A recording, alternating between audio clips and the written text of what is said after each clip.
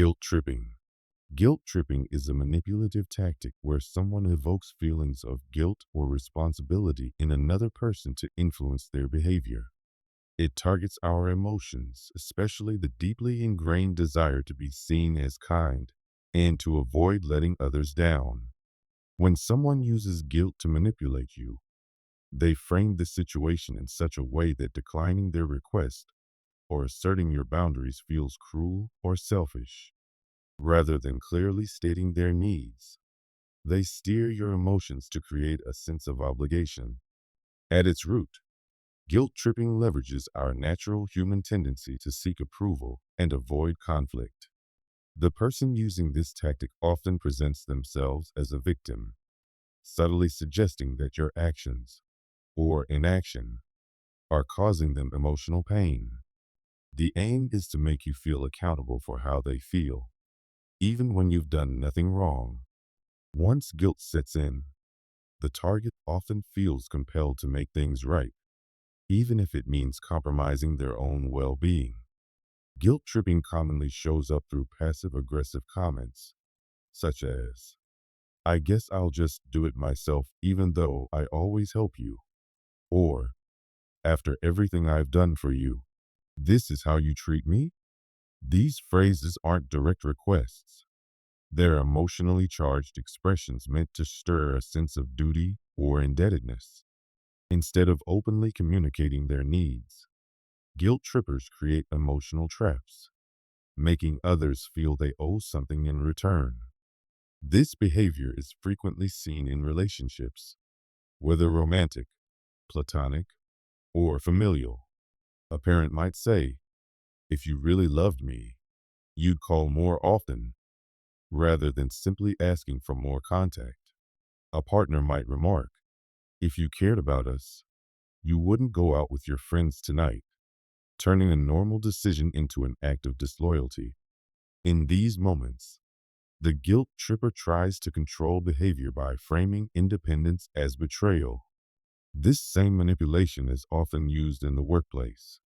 A manager might comment, "I thought you were a team player, but if you can't stay late, that's up to you," implying disloyalty while technically leaving the choice open. A colleague might say, "I covered for you last time. Guess you don't return favors," nudging you into taking on extra tasks. Because people generally strive to be dependable and considerate, they often cave under this pressure, even at the expense of their own priorities. Guilt tripping is a subtle but powerful form of persuasion, especially effective in situations where direct confrontation might not work. Manipulative individuals prefer it because it lets them get their way without seeming overbearing or forceful.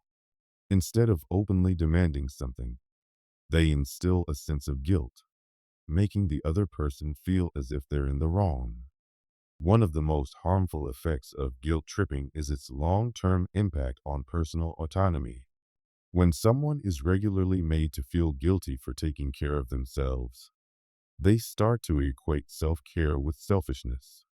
Over time, this fosters a pattern of people-pleasing, constantly putting others' needs ahead of their own to avoid disapproval. In extreme cases, prolonged exposure to guilt-based manipulation can lead to anxiety, resentment, and emotional burnout. To protect yourself, it's important to identify guilt tripping for what it is: emotional manipulation masked as concern. If someone makes you feel guilty for asserting a boundary or making a personal choice, take a step back and reflect. Are their feelings really your responsibility? Instead of falling into the cycle of apologizing or over-explaining, respond with calm but firm language, such as, "I understand you're upset, but I need to do what's best for me." Acknowledging their emotions without accepting guilt helps disrupt the pattern. The most effective way to handle guilt tripping is by maintaining clear and healthy boundaries. If someone tries to make you feel responsible for their emotions, remind yourself that each person is ultimately responsible for how they feel. When you stop responding to guilt with compliance, the manipulator loses their hold over you. While it's natural to want to be kind and supportive, genuine care should come from empathy, not emotional pressure. Confession triggers. Confession triggers are a form of psychological manipulation in which a person is subtly coerced or deceived into revealing personal information, admitting guilt, or confessing to something they would normally keep to themselves. This tactic is often used in interrogations, personal relationships, and even in casual social situations to extract sensitive information without using direct confrontation. The key to confession triggers lies in making the person feel as though confessing is the safest or most rational option, even when it isn't. The human brain is naturally wired to seek relief from feelings of guilt and emotional discomfort. When someone feels even subtly accused, they may instinctively confess or overshare simply to reduce internal tension. Manipulators take advantage of this by creating circumstances that make the target feel they need to explain themselves, admit wrongdoing, or reveal private details in order to avoid negative outcomes. One of the most well-known uses of confession triggers occurs in police interrogations. Investigators might say, "We already know what happened. Just tell us the details." This leads the suspect to believe that confession is inevitable, even if they are innocent. Another common tactic is saying, "If you cooperate now, things will go easier for you," which creates the illusion that confession is the smartest way to avoid harsher consequences. These methods are so effective that they have led to false confessions, where innocent people admit to crimes they didn't commit, simply due to psychological pressure. In personal relationships, confession triggers can be used to unearth secrets or to instill guilt. A manipulative partner might say, "I already know what you did. Just be honest with me." Even if the other person has done nothing wrong, they may begin to search their memory for something to confess, worried the accuser has some sort of evidence. Silence is another method used to pressure someone. After making a vague accusation, the manipulator may pause and stare, using the silence to make the target so uncomfortable that they end up admitting to something they never intended to. Confession triggers also appear frequently in workplaces and social environments. A manager might say, "I've been hearing things about you. Do you have anything you want to tell me?" Even if the employee hasn't done anything wrong, panic may set in, leading them to over-explain and unintentionally give up information that could be used against them. Similarly, a gossiping friend may say, "A lot of people think you're hiding something," prompting the target to confess just to defend their reputation. Scammers and fraudsters commonly use this tactic as well. A scammer pretending to be an official might call and say, "We've noticed suspicious activity on your account. Can you confirm your recent transactions?" The person, caught off guard, might reveal private financial details in an effort to prove nothing is wrong. Fake customer service agents often pressure people to confirm sensitive information by implying they are already under investigation. In parenting, confession triggers can be used, often unintentionally. A parent might say, "I already know what happened, so you may as well tell me." Even if the child is innocent, they may confess to a minor act simply to stop the questioning. While this might work in the short term, it can foster long-term anxiety and teach children to fear authority rather than understand the difference between right and wrong. To protect yourself from confession triggers, it's important to recognize when you're being pressured into admitting something unnecessarily. Ask yourself, do they really have evidence? Or are they just fishing for information? If someone says, "I already know," but refuses to offer specifics, it's likely a manipulation tactic. The best way to respond is by staying calm and asking, "What exactly are you referring to?" This forces the manipulator to either be specific or reveal that they're bluffing. Another way to safeguard yourself is to avoid over-explaining. If you haven't done anything wrong, there's no need to prove your innocence. Instead of rushing to justify yourself, remain neutral and ask for clarification. If a situation feels like a psychological trap, take a moment to pause before responding. Confession triggers are designed to make you feel obligated to reveal information, but once you recognize the tactic, you can avoid falling into the trap. The key to resisting this form of manipulation is to stay composed, avoid unnecessary justifications, and understand when someone is trying to pressure you into confessing without valid cause. By managing your responses with intention, you retain control over your private information and protect yourself from being manipulated. Time pressure. Time pressure is a manipulation tactic that forces someone to make decisions without giving them time to think critically. It's one of the most commonly used influence strategies in sales, negotiations, and high-stakes scenarios where manipulators aim to bypass logical reasoning by creating a false sense of urgency. The core principle is straightforward. When individuals feel like time is running out, they tend to panic, revert to instinctive decision-making, and are far more likely to go along with whatever is being pushed on them. This strategy works because of the way the human brain processes stress. When confronted with a time-sensitive choice, the prefrontal cortex, the part of the brain responsible for logical reasoning, is overridden by the limbic system, which controls emotional and instinctive reactions. Under such pressure, people focus on immediate relief instead of long-term gain, which makes them highly susceptible to manipulation. Instead of carefully evaluating all their options, they seek to escape the discomfort of making a hard decision under stress. Time pressure forms the backbone of aggressive sales techniques. Ever seen a limited time offer or a flash sale with just a few hours left? These are calculated psychological tactics designed to provoke impulsive buying by making consumers afraid they'll miss out if they don't act immediately. Even when the offer isn't truly scarce, the illusion of urgency coerces people into making choices they normally wouldn't. Retailers often use phrases like "only two left in stock" or "this deal ends tonight" to manufacture that pressure, compelling customers to act before they've had time to compare prices or think clearly. This tactic is also heavily deployed in negotiations.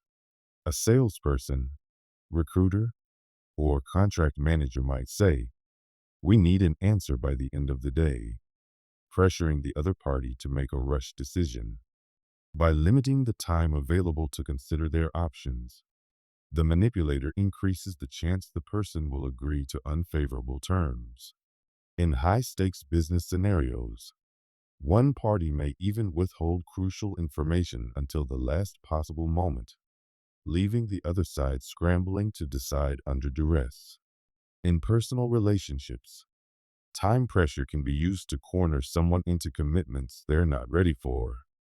A partner might say, "If you don't decide to move in with me by next week, I'll assume you don't care about this relationship." A friend might insist, "If you really support me, you'll help me right now." There's no time to think. These emotional appeals operate on the same psychological trigger. The faster someone is pushed to decide, the more likely they'll give in, not out of true desire, but out of fear. Time pressure also plays a significant role in scams and fraud. Con artists regularly exploit urgency to trick victims into acting without verifying the facts.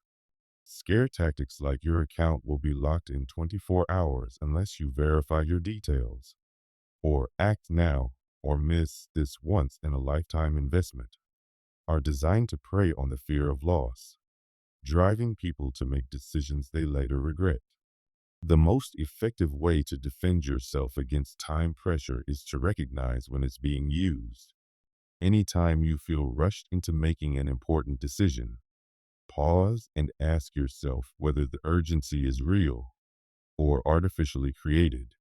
In most cases, you have far more time than the manipulator wants you to believe. Rather than reacting on impulse, take a step back and evaluate the situation rationally. If someone is forcing an immediate choice, push back by saying, I need time to think about this, or simply walk away until you've had the opportunity to weigh your options. By refusing to fall for the illusion of urgency, you reclaim control over your decisions. The goal of those who use time pressure is to throw you into a state of anxiety so you comply without hesitation. But when you slow down, regain clarity, and choose not to rush, their influence over you collapses. In a world constantly pressuring you to act fast, the ability to take your time and think critically remains one of the most powerful tools against manipulation. Guilt seeding. Guilt seeding is a manipulation technique where one person subtly plants guilt into another's mind, causing them to feel responsible for things they shouldn't. Unlike direct guilt tripping, which is blatant and unmistakable, guilt seeding operates with subtlety, embedding small, indirect comments or implications that gradually take root. The intent is to make the target feel indebted to the manipulator, influencing their behavior without needing to confront them openly. What makes guilt seeding so effective is the emotional power of guilt. When people experience guilt, they're more likely to comply, apologize, overcompensate, or seek validation. Manipulators exploit this to maintain control, ensuring their target remains uneasy about doing the right thing, even when no wrongdoing has occurred. One of the most common environments for guilt seeding is within family dynamics.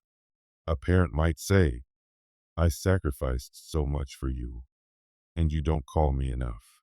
Even if the child has been attentive, such a remark triggers internalized guilt, prompting them to call more often, often at the expense of their own well-being. In romantic settings, a partner may say, I always put you first, but sometimes I feel like I'm not a priority. This plants a seed of doubt, making the other person feel they're failing, even when there's been no fault. In friendships, guilt seeding often fosters one-sided emotional effort. A friend might say, I guess I shouldn't expect people to be there for me like I am for them. Even if the listener has been supportive, they may suddenly feel they haven't done enough. Over time, this conditions them to constantly prove their loyalty, bending over backward to meet the manipulator's needs. Workplaces are also prime environments for guilt seeding. A boss might comment, I really thought you were someone we could count on, after an employee refuses additional work. Even a consistently dedicated worker may now feel ashamed and pressured to agree. Similarly, manipulative colleagues might say, wow, must be nice to have time off. Some of us have to stay and finish the work. The hidden message is that taking personal time is selfish, even if it's well deserved. Guilt seeding is equally present in romantic relationships. A partner might sigh, it's fine. I'm just used to doing things alone. Even without a direct accusation, the listener feels guilty for not being there. Another example is, you probably don't even miss me when I'm gone. This subtle jab compels the other person to prove their love and loyalty, reinforcing an ongoing cycle of emotional control. One of the most dangerous elements of guilt seeding is how easily it slips under the radar. Unlike direct blame, which can be clearly addressed, guilt-seeded comments linger quietly in the subconscious, making the target second-guess themselves. Over time, the victim may internalize this guilt, becoming overly cautious and constantly seeking the manipulator's approval. To protect yourself from guilt seeding, it's important to recognize when guilt is being inserted without cause. Ask yourself, am I truly at fault for this? Or am I feeling guilty simply because of how it was framed? Healthy relationships support open dialogue. Manipulative ones use guilt to silently enforce obedience. If someone continuously makes you feel guilty without clear justification, it's time to establish boundaries. A helpful response to guilt seeding might be, I understand how you feel, but I won't take responsibility for something I haven't done. Confronting the pattern directly forces the manipulator to either clarify their emotions or abandon the tactic. While guilt is a natural human emotion, when it is intentionally planted as a means of control, it becomes a weapon. The best defense against guilt seeding is learning to separate true responsibility from manipulated obligation. Once you recognize how guilt is being wielded against you, you can break free from its hold, ensuring your actions are driven by choice, not by artificial guilt placed on you by someone else. Foot in the door technique.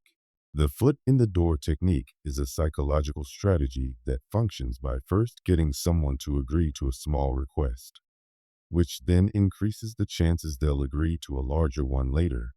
It operates on the principle of commitment and consistency. Once someone agrees to something minor, they feel internal pressure to remain consistent with that initial decision, making them more likely to accept bigger requests that follow. This method is among the most powerful ways to influence behavior without confrontation, making it a popular tactic in persuasion, marketing, and manipulation. The human brain naturally resists inconsistency. When someone commits to a course of action, they begin to perceive themselves as someone who supports that idea. This subtle shift in self-identity is what makes the foot in the door method so effective.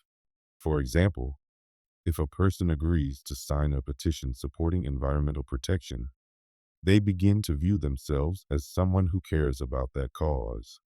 So later, when they're asked to donate money to the same cause, they're much more inclined to say yes, because saying no would conflict with their earlier stance. This technique is widely used in everything from advertising and sales to relationships and social influence.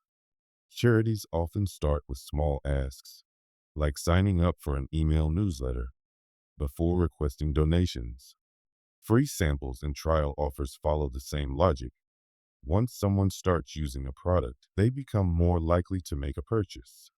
Sales professionals frequently begin with small requests like suggesting someone try on a jacket. Once a person has committed to that small action, they're more likely to buy it, simply to stay consistent with that initial step. In personal and professional settings, the foot in the door technique plays a key role. A coworker might ask for a minor favor, such as reviewing a short document, and later escalate the request to something more significant like help with a major project. A friend might ask to borrow a small sum of money before eventually asking for a much larger loan.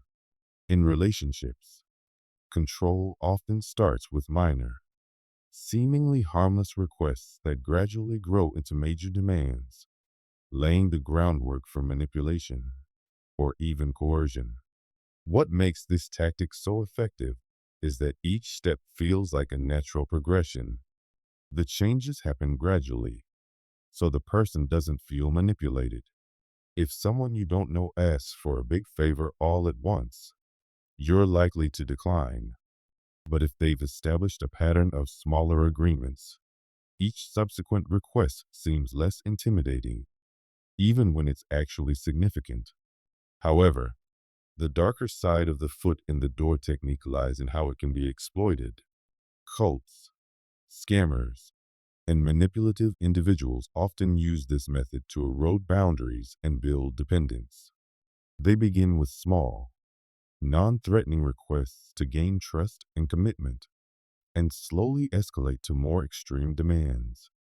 Once a person is emotionally or psychologically invested, it becomes harder for them to walk away.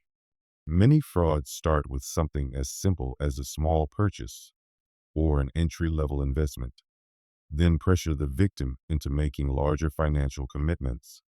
Abusive relationships often evolve similarly, starting with slight controlling behavior that eventually builds into full-scale emotional or physical domination. Being able to spot when the foot in the door technique is being used on you can prevent you from falling into psychological traps. If you catch yourself saying yes to increasingly large requests without fully thinking them through, take a moment to evaluate whether your decision is based on real interest or if it's being driven by the subconscious pull to appear consistent. Learning to say no at any point, even after agreeing to something small, is crucial for maintaining control over your decisions. When used with integrity, the foot in the door technique can be a powerful tool for encouraging positive behaviors, building healthy habits, and strengthening long-term commitments. However, when used unethically, it becomes a manipulative tactic for gaining control and exploiting others. Understanding how it works empowers you to use it wisely and defend yourself from those who use it to deceive. False equivalence. False equivalence is a psychological manipulation tactic where two things are portrayed as being equal or directly comparable, even though they are not. This technique is frequently used in debates, politics, media, and personal disputes to create a false sense of balance, to excuse unethical behavior, or to downplay valid concerns. By drawing false comparisons between dissimilar ideas, actions, or individuals, the manipulator skews perception, misleading the audience into believing both sides of an issue are equally valid or equally flawed.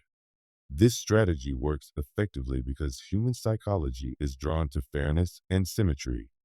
When we're shown two opposing viewpoints, our instinct is to believe each has some merit. Manipulators take advantage of this by presenting unequal things as though they are on equal footing, pushing their targets toward false dilemmas or unjustified compromises. One of the most recognizable examples of false equivalence appears in politics. A politician caught in a corruption scandal might say, "Well, my opponent isn't perfect either," drawing an inaccurate parallel between serious misconduct and minor imperfections. This shifts attention away from accountability by suggesting that both parties are equally guilty. The same pattern emerges in discussions around social justice. For instance, someone might argue discrimination exists on both sides, equating systemic oppression with isolated acts of bias. By blurring the lines between vastly different experiences, the more serious issue is dismissed or watered down. In journalism, false equivalence is often used to simulate objectivity. News outlets trying to appear neutral may give equal airtime to both sides of a topic, even when one is backed by overwhelming evidence and the other is not. For example, scientific debates on climate change or vaccines often feature an expert alongside a skeptic with no qualifications, making it appear as if the two viewpoints are equally credible when they clearly are not. This form of manipulation also shows up frequently in personal relationships. A partner caught cheating might say, "We both made mistakes," comparing infidelity to something trivial like forgetting an anniversary. A toxic friend might complain, "You ignored my text last week. How is that any different from me missing your big event?" These kinds of comparisons falsely equalize minor oversights with significant betrayals, sidestepping responsibility and placing unwarranted guilt on the other person. In workplaces and business environments, false equivalence is used to rationalize unethical decisions. A company might argue, "Every business cuts corners," as a way to defend dangerous cost-saving tactics, treating basic efficiency as if it's the same as criminal negligence. Employees who raise concerns about unfair treatment might be told, "Everyone gets stressed at work," equating typical workplace pressure with toxic or abusive conditions. Online, this tactic is weaponized in comment sections and debates, When someone criticizes a harmful group or ideology, a manipulative reply might be, well, both sides have extremists. While technically true, this response ignores the differences in scale, intent, and harm caused. By lumping all ideologies together, the manipulator undermines meaningful discussion and attempts to justify dangerous viewpoints. To defend yourself against false equivalence, it's essential to question whether the two things being compared are genuinely alike. Ask yourself, do they match in impact, scale, and intent? Just because two actions or situations appear superficially similar doesn't mean they carry the same weight. When you spot this tactic, challenge it by emphasizing the core differences and refusing to accept the distorted comparison. Recognizing false equivalence helps you cut through misleading arguments and stay grounded in reality. It ensures that your judgments and decisions are rooted in fairness and truth, not in manipulated perceptions.